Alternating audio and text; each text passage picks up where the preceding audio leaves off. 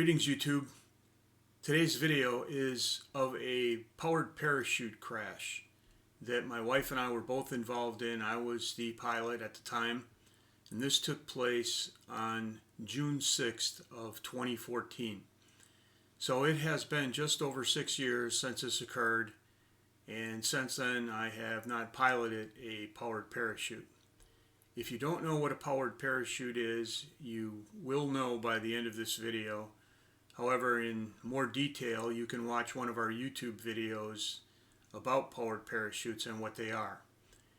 They are extremely safe to fly, I will say that, and they're easy to fly once you know the general dynamics of the equipment and the machine itself, and also of the current conditions of weather that this experimental aircraft will fly in. So without further ado, I will get into the narration and the video of this crash from the day that we were on the runway to take off to the very moment that we ended up in a farmer's field. And so we hope you watch the entire video and leave any comments, and please like and subscribe. We'd appreciate that. Thanks.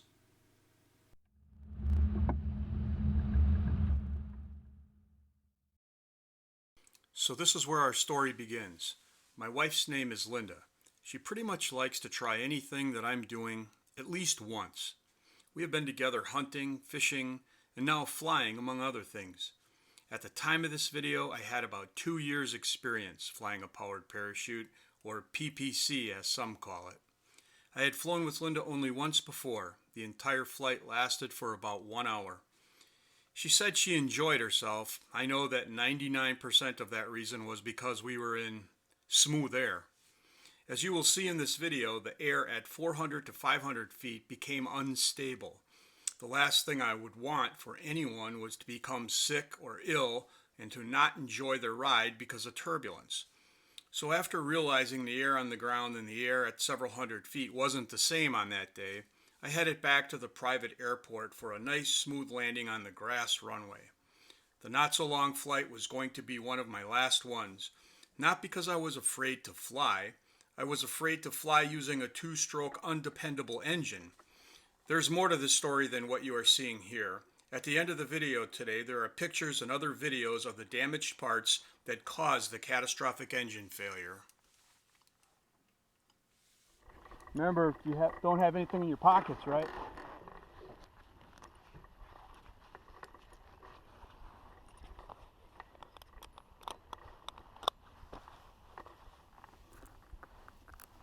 You don't have anything in your pockets, right? I do. I've got my, what do you call it in there? I forgot to take it out. Well, nothing's going to fall out, is it? No. You sure? Yeah.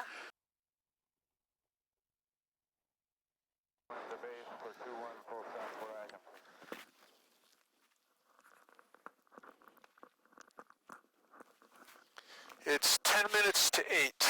8? 10 minutes to 8. Right now? 10 minutes to 8 right now, yep. Wow, it was just like 6:30 a little while ago. Yep. Yeah, this is traffic Cardinal 33212, entering a downwind for 21 foot action.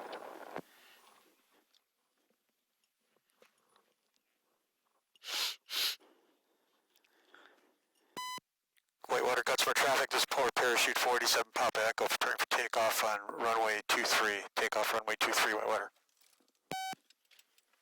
Hey, one, Juliet, where are you at? Clear prop. Clear prop.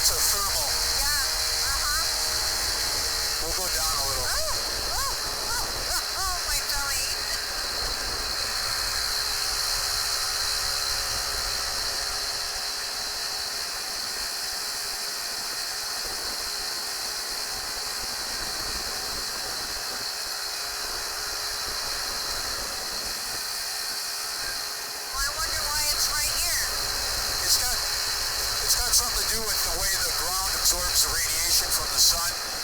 You know, darker versus lighter, water, trees, all that.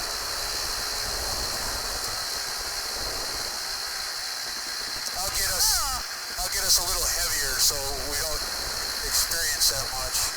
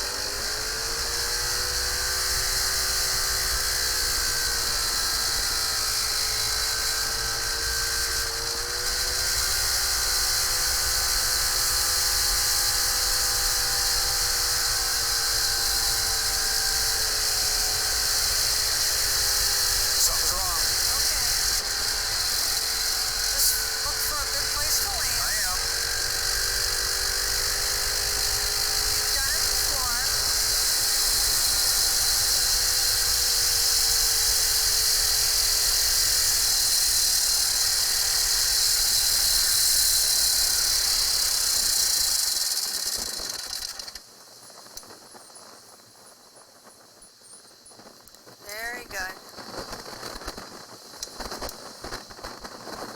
Very good.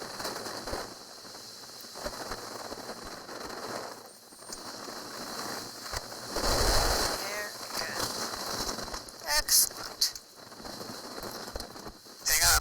Okay.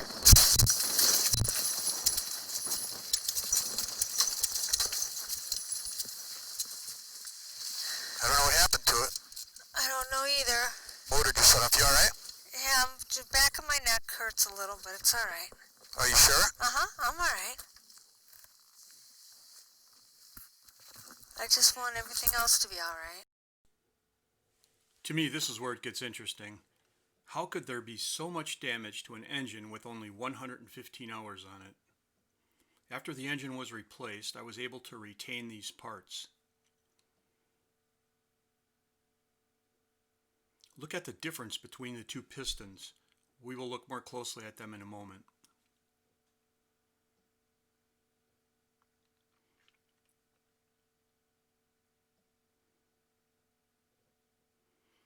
I'm not an engine mechanic by any means.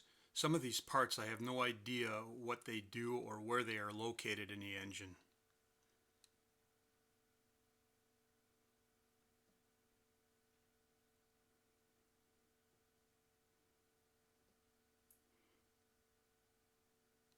In looking at the damaged parts though, there are obvious signs that the piston rod bearings were destroyed.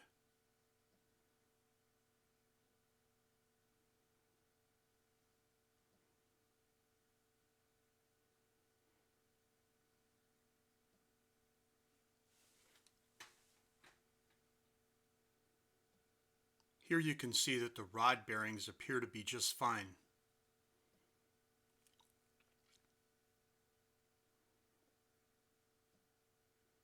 Whereas the other rod bearings are missing, completely destroyed. They must have ended up in the bottom of the crankcase and were discarded by the mechanic that replaced the engine.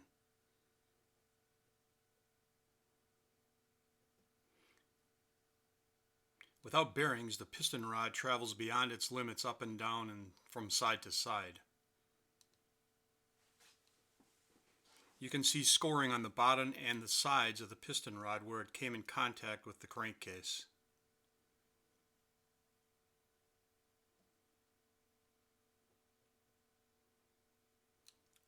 The crack in the crankcase allowed air into the crankcase, which reduced the fuel intake until the engine just stopped. Here you can see below cylinder number 2 that there are no issues.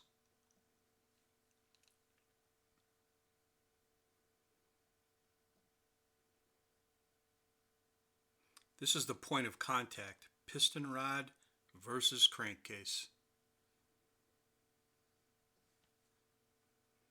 Now this I cannot explain.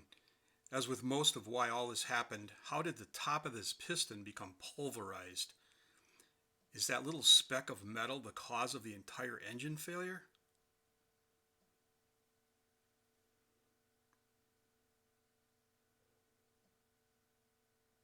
There is huge scoring here. Something passed by either from the top down or from the bottom up.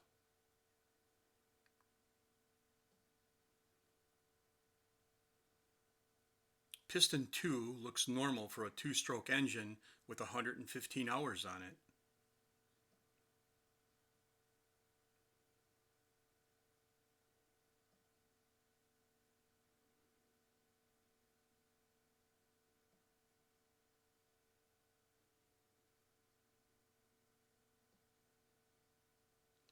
Let's look at them side by side once before we conclude this video.